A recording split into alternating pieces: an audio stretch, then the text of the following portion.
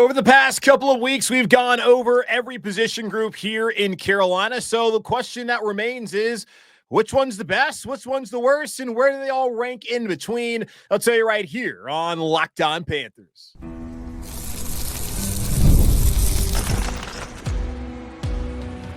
You are Locked On Panthers, your daily Carolina Panthers podcast.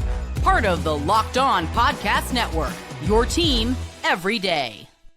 Welcome into another edition of the Locked On Panthers podcast, a part of the Locked On Podcast Network. I'm your host, as always, Julian Council, talking Carolina Panthers with you every Monday, Tuesday, Wednesday, Thursday, and yes, of course, Friday, your team every day. That's our motto here on the Locked On Podcast Network. Thanks for watching the show right here on YouTube and listening wherever you listen to your favorite podcast. Be sure to follow me, Julian Council, over on Twitter and Blue Sky at Julian Council. We're now the mailbag is not back just yet. You can always at me or DM me on Twitter at Julian Council or at me on Blue Sky at Julian Council with any questions that you have pertaining to your Carolina Panthers. Today's episode, Locked On Panthers, is brought to you by FanDuel. Right now, new customers can get $150 in bonus bets when your first $5 bet wins.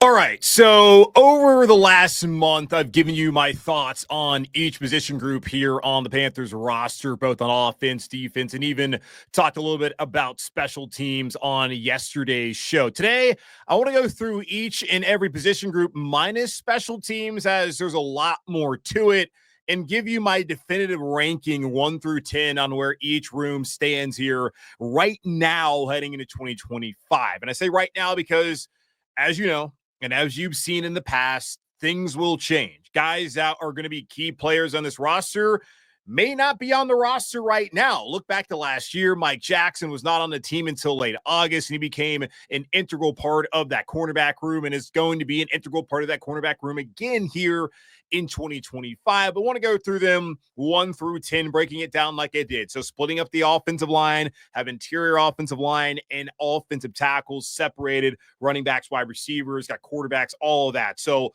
looking at my top position group heading into this upcoming season, without a doubt to me, the strength of the roster comes from the middle of the roster, and that's the middle of the interior of the offensive line, looking at the guards and centers heading into this upcoming season. Robert Hunt and Damien Lewis were the two best signings so far that Dan Morgan has made as the Panthers general manager and president of football operations, looking at what they were able to do to solidify what was a disaster in 2023 during that 2-15 season where Bryce Young was sacked a franchise record tying 62 times, add into 3 other sacks. Then Dalton took that year, 65 on the season, a horrible unit, 7 different left guards, 8 different right guards. And had they stayed healthy, had Austin Corbett never torn his ACL at the end of the 2022 season and been healthy that entire year, do they play as poorly as they played in 2023? I don't think so. You look at Brady Christensen, if he doesn't go down in week 1 in Atlanta, are they that bad? No. Ike Ekwonu probably doesn't have to fall off either at left tackle. Bradley Bozeman does not play nearly as poorly as he did at center. But you could look at it going to last offseason, understand that even had Brady and Austin stayed healthy and Bradley was there, they could look to upgrade the overall talent level and depth there of that unit. And the depth was really the thing that they were lacking that season, as they had asked guys like Justin McCray to play and Gabe Jackson, some older players. They even went to Nash Jensen, just dudes that you never thought. Was it Brett Toth who had to play that season? So spending the money they spent on Robert Hunt and Damien Lewis, it worked out, as both those guys played 16 games last year. Starting in those 16, only missed 1 game apiece due to injury, and they were nails. But when they missed time, guys like Chandler Zavala, who really struggled when called upon there as a rookie in 2023, he looked really good. The drop-off was not there. The 3 different guys that had to play center, from Austin Corbett going down with an injury to Brady Christensen stepping in there, then to Cade Mays, who's going to be competing with Austin for that starting job once camp starts next week. All 3 of those guys played at a above average level at the NFL level last year at that center spot. So looking at all of them being Bracken, Brady is more of an offensive tackle than he's going to be an interior offensive lineman this upcoming season. But you look at just the 2 top guys in Hunt and Lewis coming back, knowing that Cade Mays and Austin Corbett can play center at a high level. How is this not the best position group on the roster heading into this season? So number one for me is the interior of the offensive line. Number two, and in large part, probably because of the interior of the offensive line, is running back. I saw recently, it was sent to me, that Warren Sharp, who does a great job, sharpfootball.com, really smart, looks at it analytically as far as the game of football. I had somebody send this to me that he did a position rankings of running back rooms in the NFL. And his number one room are the Detroit Lions. And I get it. You know, they got David Montgomery, Jahmyr Gibbs, really good. The Eagles, number two, Saquon Barkley, the best running back in the league. The Falcons got Tyler Algier. They got Bijan Robinson. I understand some of the teams that he has above Carolina, like the Buccaneers. They're sitting at 9. I think that might be a little low, but you have to go all the way down to 22 in between the Pats and Titans to find the Panthers, who have a duo that, unlike any other duo, heading into this year in the NFL, both of those guys rushed for 1,000 yards. And I do understand that Rico Dowdle was in Dallas last year and Chuba Hubbard was here in Carolina, but this is the only backfield with two running backs who rushed for 1,000 yards last season in 2024 in the National Football League. And for some reason, in one man's opinion, and I respect it, and you don't have to be like, oh, that guy's a clown because he didn't say nice things about my team. I think that's the worst part of fandom, and grow up and stop being a little baby. Every time someone says something you don't like about your team, it's an opinion, not necessarily a fact. But my opinion is that the Panthers do have one of the best running back duos in the NFL. Maybe not the best, because certainly I don't think by themselves anyone thinks that Rico Dowdle is a top back in the league or that Chuba Hubbard is a top back in the league, even though look at last year, he absolutely was right there around top 5 in the league. And you look at success rate, Chuba's 5th, Rico was 6th among guys who had 200-plus carries from the running back position a year ago. And both of them are now in this backfield, and you have an incredible interior right there to help them open up holes on that offensive line. Like, to me, this is one of the better running back groups in the league. And it may not be 22 in my mind, but it's number 2 as far as looking at this roster heading into the season, as far as the second best position group here in Carolina heading to 2025. Love what they have at Chuba Hubbard. Love what they got right now with Rico Dowdle as that secondary running back, maybe the 1B to Chuba's 1A. I think Chuba's still going to be the top-tier guy this upcoming season. Then you bring in Trevor Etienne. We'll see how things play out with Raheem Black's year. I think there's a lot of potential for this to be a nice little double trouble smash and dash part 2 in Carolina this upcoming fall. That is, if Dave Canales is willing to be stubborn about running the football this upcoming season. And it may be difficult to do that because number 3, for me, when looking at these position group rankings heading to the year, wide receiver. And can you believe we have gone from, in 23, if it wasn't quarterback and it wasn't offensive line, it was wide receiver. That was the worst position group on the roster in 2023. And the only thing that you could take away from that season was that, all right, Adam Thielen, he came in and he played really well. Had 100 receptions, 1,000 yards receiving, only 4 touchdowns, but he was the lone saving grace. Wasn't much to look at quarterback-wise, feel good about after that season, aside from a couple of moments with Bryce Young against the Texans and the Falcons in those wins and then the Packers game. But other than that, not great. Offensive line, Taylor Moton, he was the only constant. Everybody else, just injuries and just drop off of epic proportions as far as how those guys played. But I look at now, last year, the wide receiver room took a step forward. And then looking at the additions this offseason, no reason why this cannot be, when you look across the last couple of years, outside of maybe the offensive line and the quarterback, the most improved position group over the last 2 off seasons, as you now have Adam Thielen coming back his final year in Carolina and in the NFL in all likelihood. Xavier Legette enters year 2. Dave Canales speaking very highly about him as he's playing fast, has confidence in what he's able to do now healthy. You also bring in Tedero McMillan, the 8th overall pick from Arizona, who has numbers that match what Roma Dunze and Marvin Harrison Jr. and Malik Neighbors all did in their final couple years in college. So can he do what they did last year as rookies? If so, that's only going to propel this unit maybe above the running backs this upcoming season. And then there's a bunch of guys where you're kind of curious what their impact's going to be. Jalen Coker, arguably outplayed Xavier Legette last year. So we'll see what he's able to do in his second year. You look at a guy like Hunter Renfrow, who has not been healthy, he sat out last year, last 2 years in Vegas, did not feel right. The last time he was healthy back in 2021, he was only a Pro Bowler. And if he's back to that level of play, then that even further elevates what this wide receiver room could be. Then you have David Moore coming off of his best year in 5 years. Then you look also at Jimmy Horn Jr., who you just took, and then there's some nice undrafted free agents like Kobe Hudson, who could help out this team, Jacoby George. This is a very interesting wide receiver core, and I cannot wait till next week when those guys get out on the field. And really, the week after that, when they put on the pads, and we really can see those guys compete and see who's going to make up that wide receiver core here in Carolina. So number one for me, it's in the interior of the offensive line. Number two is running back. Number three is wide receiver, and that could be the top unit when it's all said and done this upcoming season, depending upon how things play out. I'll give you 4, 5, 6, and 7. And these are all groups where I'm kind of curious where they're going to head this upcoming year. We'll talk about that here in just a moment on Locked On Panthers.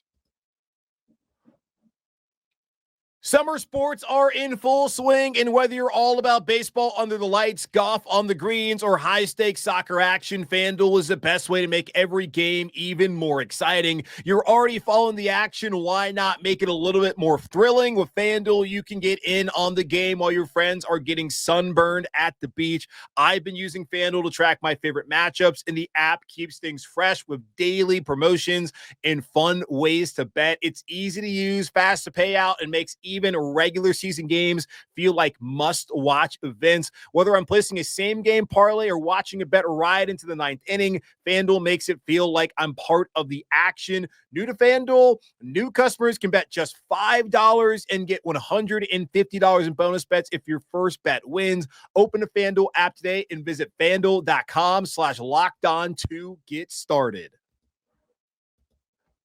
Going through the rest of my rankings of the Carolina Panthers position groups heading into this 2025 season. Training camp starts next week. The guys will be on the practice field next Wednesday. And oh man, God, 1 week away from that happening. They'll report next Tuesday. The vets will on the 22nd, and on Monday, the 21st, the rookies will be reporting. They get the report only a day before. Last year, they were there the Friday prior to the vets reporting on that Tuesday. So they get their weekend, get a little bit more time, probably here in Charlotte, but maybe back home before getting ready to go here for this 2025 regular season. One where I do think the Panthers have a chance if things come together to be competitive, certainly in the NFC South and possibly for a wild card spot this upcoming fall. Number 4 for me, I wanted to rank them higher, which maybe a spot higher, because you could have some questions about maybe the wide receiver room if everybody has not played to their potential, at least kind of meet some level of expectation coming in to this season. I have number 4. I have offensive tackles. Now, if you look at the offensive line as a whole, as just one unit, that by far to me is the best unit on this roster. But I look at the interior as being better than the exterior, I suppose, of the offensive line with the 2 tackles. Taylor Moton, he's going to be playing on that $31 million cap hit. We've talked about that plenty of times this offseason, and I asked the question a couple of weeks ago when looking at the offensive tackle room, will this be the last year for Taylor Moton in Carolina, and will they have to manage his body? Is that a big reason why Carolina is not willing to give him an extension so far at this point in time? Or are there other things that they have on their mind as far as that goes? But Timo has been really good for the Panthers. He's been, for the most part, throughout his tenure, starting on the offensive line, the lone constant, the one guy you could depend upon to go out there and play well. Had his Iron Man streak in last year as he missed 3 games a season ago. But I do think still solid right tackle, maybe not a Pro Bowl, all-pro level right tackle, but a guy that, again, you can depend upon, and that means a ton in the NFL and in football in general, and especially here in Carolina, where we have seen offensive line injuries derail seasons here in Charlotte. And then look across the offensive line at left tackle. Ike Ekwonu was, I think, really solid as a rookie. And it made you think, okay, finally, after almost a decade of trying to figure out who was going to replace Jordan Gross, whether it was Byron Bell or Marshall Newhouse or Nate Chandler or Matt Khalil, the rent-a-tackle Russell Okung, the worst left tackle in the history of the Carolina Panthers, Mike Remmers, who single-handedly lost a Super Bowl. You wanted to finally have somebody you could feel good about, and you felt good about Icky. And then 2023 came around, and you didn't feel good about really anything that season, but you especially did not feel good about Icky, and had a lot of y'all saying he's got to play guard. Well, Dan Morgan disagreed. And Ike Ekwonu disagreed, and he went out there and he bounced back. You look at PFF, maybe his best season so far in the NFL. He certainly has improved as a pass blocker over the last couple of years. He's been a really good run blocker throughout it as overall, and a solid left tackle, a guy who now has had his fifth-year option exercise. We'll see what a contract looks like for him down the road. But I do look at offensive tackle with those two guys back as being a strength. And then you have to add in Brady Christensen. He can play tackle. He filled in that left tackle when Icky missed a couple of games with a ankle injury last year. Then Josh Nijman, who of all the offensive linemen probably played the worst among the guys they had asked to play last season. He'll come in and play right tackle for Taylor. So to have two starters that you feel good about, then two backups who can be solid for you with Josh Nijman being maybe the one that there's a question about, that is a good spot for Carolina to be in, especially when you think back to 2023. They had two tackles, and they could not bench Icky. And last year, when they saw the injuries happen, they had two guys who could step up and go in there and hold down the fort. So that is a good spot to be in. So I have them fourth, even though you could argue that that is a unit that could be willing to be second or third, and maybe one if you think that way. Number 5, 6, and 7 are really the groups where I just had a hard time trying to figure out where I wanted to put them.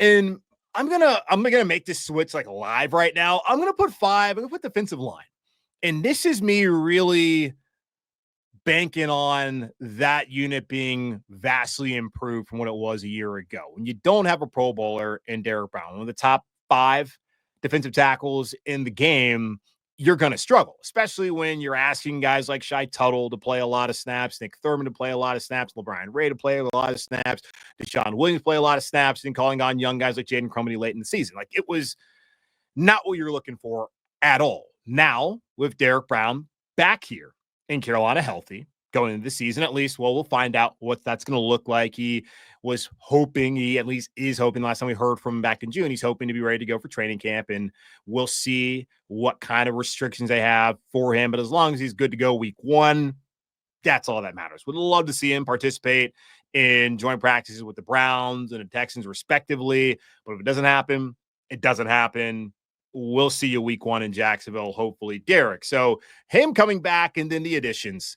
They spent big money on the interior defensive line, much like they spent big money on the interior offensive line a season ago when they spent money to go out there and try to get Milton Williams. Did not work out. Instead, they landed on a guy like Bobby Brown III from the Rams, who's a noted run stopper. They then bring in Turk Wharton, who brings an element to this team that they have not really had the last couple of years as far as an interior pass rusher. A'Shawn Robinson comes back for a second year, and last year, speaking of interior pass rush, he had a career year when it came to getting after the passer in sack total. So those top 4 guys, and then you have Shai Tuttle back on a pay cut to be more of a rotational backup, which is what he should be at this stage of his career in the league. Then there's young guys like Cam Jackson, who just drafted in the 5th round out of Florida, like Jaden Crumedy, the 6th round pick from a year ago from Mississippi State. LeBron Ray is back. There's some real competition in there. Jared Harrison Hunt as well. I like where that group could be. And I felt like when talking about them a couple of weeks ago, if Turk and Bobby have the same impact that Robert and Damien had last year, this could be a playoff team, because you cannot be competitive in the NFL if you're bad up front. We saw that with the offensive line in 2023. We saw that with defensive line, the defense overall in 2024. And don't take my word, take J.C. Horn's word. He said it. If you can't stop the run, you can't stop anything in this league. And we saw that last year with those guys now in tow, Derek healthy.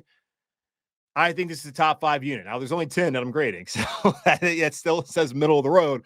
But I do think that they could even exceed where I have them right now because of the potential. And it's a lot based on potential right now. I need to see more.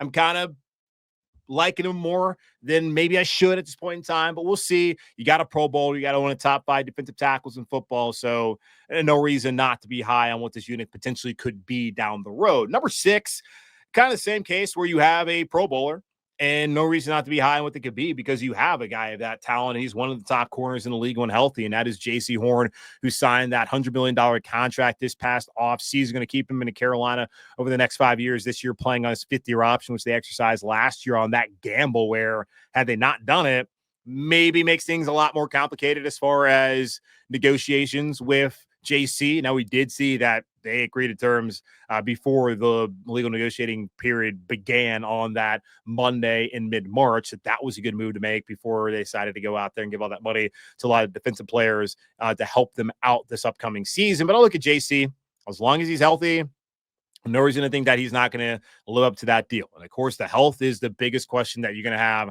when looking at JC. Mike Jackson, you can wonder, is Mike Jackson really the best number 2 for them?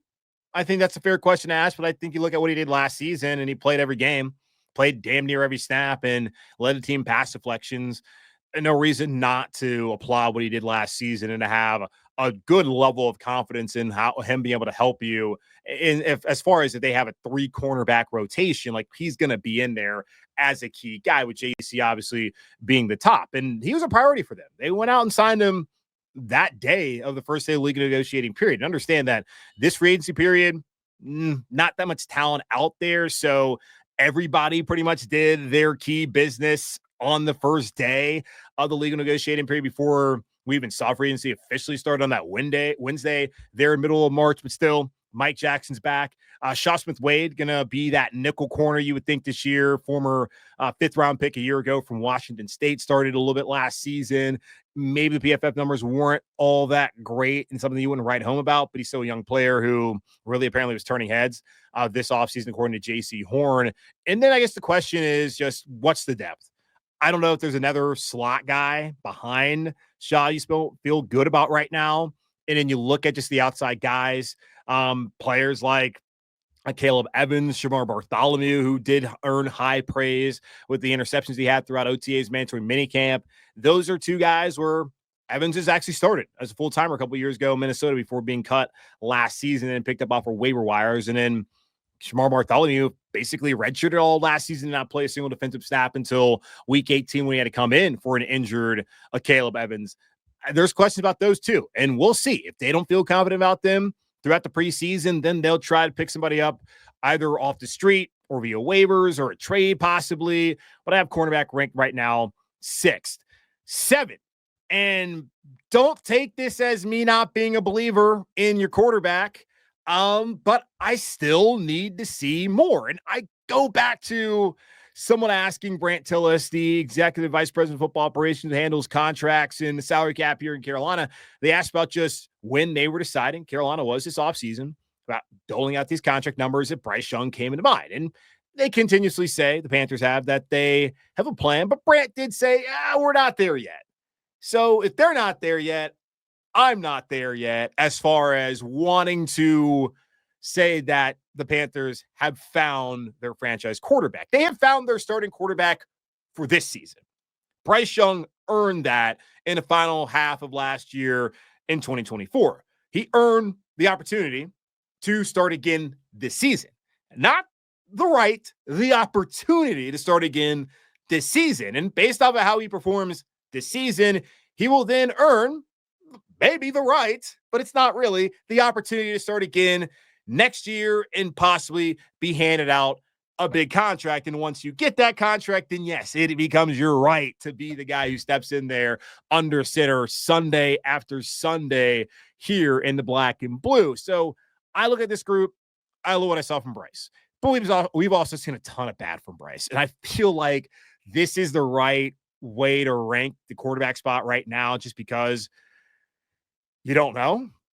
You hope. You feel good about what last time you saw him out there, the 5 touchdowns against Atlanta, but I want to see more. I want to see more, and we will get to see more. And Andy Dalton, week 3, start him, because you know he's going to throw for 300 bills, and you're going to have a chance to win that game and quite possibly win it. Outside of that, you don't really want Andy out there past another week.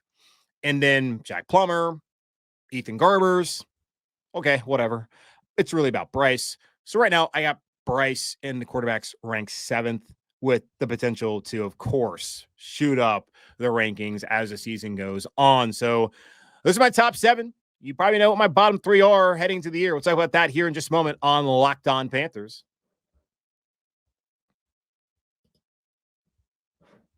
Which 3 position groups do I think are the not worst, but not the best heading into the 2025 season for the Carolina Panthers? Well, I'll start out at 8, and that's going to be safety. Now, again, understand this. With the way we do things here at Locked On, it is very difficult to take time off ever.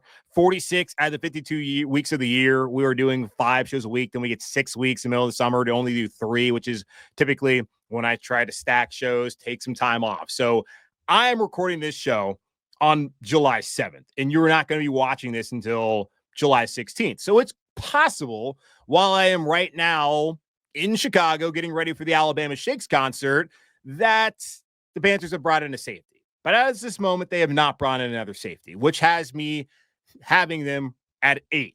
Now, I have them 8th ahead of the other 2 position groups because they have an alpha, I think, in that room, but also potentially on this defense, and Teron Merrick, who the Panthers gave a 3-year, $51 million deal to back in March. They also have Damien Richardson, who came in last season, and among a lot of veterans who disappointed, he was a bright spot in that safety room. But he is somebody who, again, last year, no team deemed worthy of drafting. And just because that's the case does not mean that you can't be a high-level player in the NFL, which we've seen it happen plenty of times. But he's going to come in with another opportunity potentially to start. I think that they would want 3. And I don't know if Lathan Ransom, 4th-round pick from Ohio State, is that 3rd guy.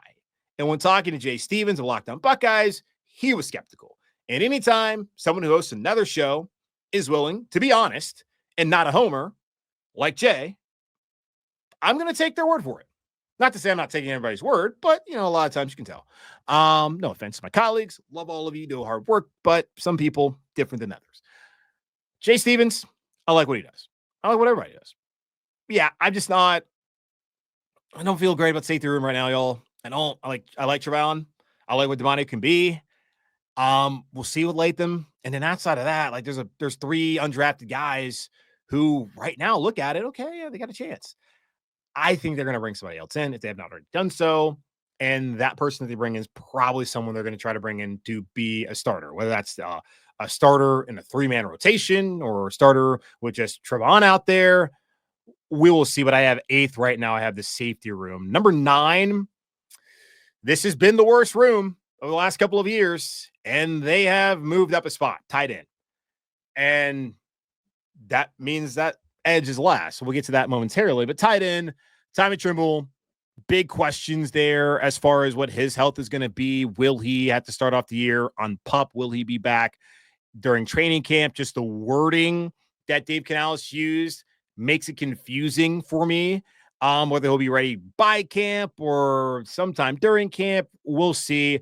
But I really like what I've heard about JT Sanders, who was my favorite pick the Panthers made last year in the 2024 draft, and what we saw from him, especially in the middle parts of the season, what he was building into before that neck injury and really kind of having whiplash and not being the same. Like, he could not really turn his head even when he came back and was not a part of the offense until he finally looked healthy again in week 18 in Atlanta. If you get the guy he was turning into, especially as like a jump ball kind of threat in the red zone, I think he's going to be a dog for Carolina. And the fact he's got his body right, that he's gone and worked out with Bryce this offseason, I like the mentality of that guy. And I also like Mitchell Evans, who coming in maybe more complete, certainly I think more complete than what Tommy and what JT were. JT, an excellent pass catcher. Tommy, a good run blocker. But both of those guys, I mean, Tommy's still not a great pass catcher. And then even JT probably surprised a lot of people in his run blocking ability. But Mitchell Evans, I don't think there's a lot of concern about that because he had to play behind Michael Mayer his first couple of years in South Bend, and he was a good run blocker. Then he got an opportunity to be a pass catcher, and he was their best receiver back in 2023. Then last year, returning from an ACL, he still was one of their top receiving options. And I think maybe in receptions, he may have led the team there at Notre Dame as they went all the way to the national title game before losing to his now teammate Lathan Ransom and the Buckeyes.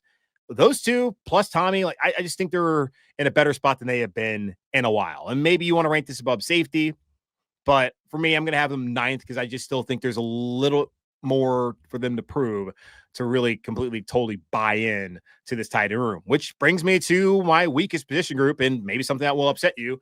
Edge rusher. Let's just be honest, folks. Not a lot of experience in this room. And the guys that have experience, DJ Wonnum and Patrick Jones. And any team in the NFL, and I understand that Nick Scorton, Princely Umanmielen, those guys are going to be the future, hopefully, as long as they pan out, in the edge rusher room. And that Nick Scorton probably, down the road, is going to be the alpha. Is he going to be that day one? I don't know. Is Princely Umanmielen going to be that day one? I would doubt that to be the case. So you got to look at the vets. And they brought in Patrick Jones to be more of a guy who can do the dirty work, be a run stopper, set the edge, more so than being a pass rusher. And yes, he had a career year. But we go back and listen to the show from May when I talked to Luke Braun of Locked On Vikings, and he'll give you a better understanding. And also listen, because he talked about DJ Wonnum with us. And like DJ, if healthy, from what we saw from him, which is he's got some juice, a dude who maybe could have reached that eight sack total,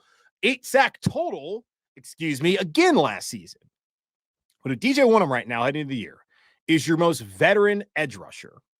And the two guys you brought in, good rookies, granted, both second-round guys, or day two guys. Like Atlanta, we'll see what Jalen Walker's able to do. We'll see what James Pierce Jr. is about to do for them. But those are two first-round caliber guys. I think maybe if that's how they would have landed these two guys, maybe I think differently about it. Probably not. But when your veteran dudes are Patrick Jones second and DJ Wonnum, and you move on from Clowney, which I think rightfully slow, and you got two guys who have the potential and the talent, but have never played a snap, and then DJ Johnson, I have a hard time believing this is one of your better units, or even one of the better units in the NFL. So I got them ranked 10th. There's potential here to move up. And one of these groups has got to be the worst position room. The Eagles just won a Super Bowl last year with probably the best assembled roster with the best assembled roster in the NFL. And we saw that there's one group on their Eagles roster was the worst. And a lot of last season, people talked about it being the quarterback. And that guy was the MVP of the Super Bowl. So who's to say that the edge rushers don't end up being the MVPs of the season later on this year in Carolina? And certainly if they end up being that, Herb did not believe this wouldn't be a playoff contending team. That is, at the quarterback moves up the board as well. So that's how I got things ranked. Interior offensive line, number 1, running backs, number 2, wide receivers, 3, number 4, got offensive tackles, 5, the defensive line, 6 cornerbacks, 7 quarterbacks, 8 safeties, 9 tight ends, and 10 the edge rushers here heading to 2025. Those are my position group rankings for your Carolina Panthers. That's going to wrap up this edition of Locked On Panthers podcast for our Locked On Podcast Network, hosted by yours, Julian Council. Again, y'all subscribe or follow the show free over on YouTube or wherever you listen to your favorite podcast. Be sure to follow me, Julian Council, over on Twitter and Blue Sky at Julian Council, where the mailbag is not back yet, but be patient. It's coming. I think, looking at my schedule, going to have a special mailbag in the middle of training camp, but we're probably not going to get back to a weekly mailbag until September rolls around. We get back to the Wednesday mailbag. But either way, at me or DM me over on Twitter at Julian Council, at me on Blue Sky. Anytime you got any questions, hit me up with that. Anytime you got anything you want to share, hit me up with that as well. But in the meantime, be safe, be happy, be whole. As always, keep pounding. And I'll be back tomorrow as we look ahead to training camp and talk about what are the questions that must be answered during training camp for the Carolina Panthers. Talk about all that on Thursday here on Locked On Panthers.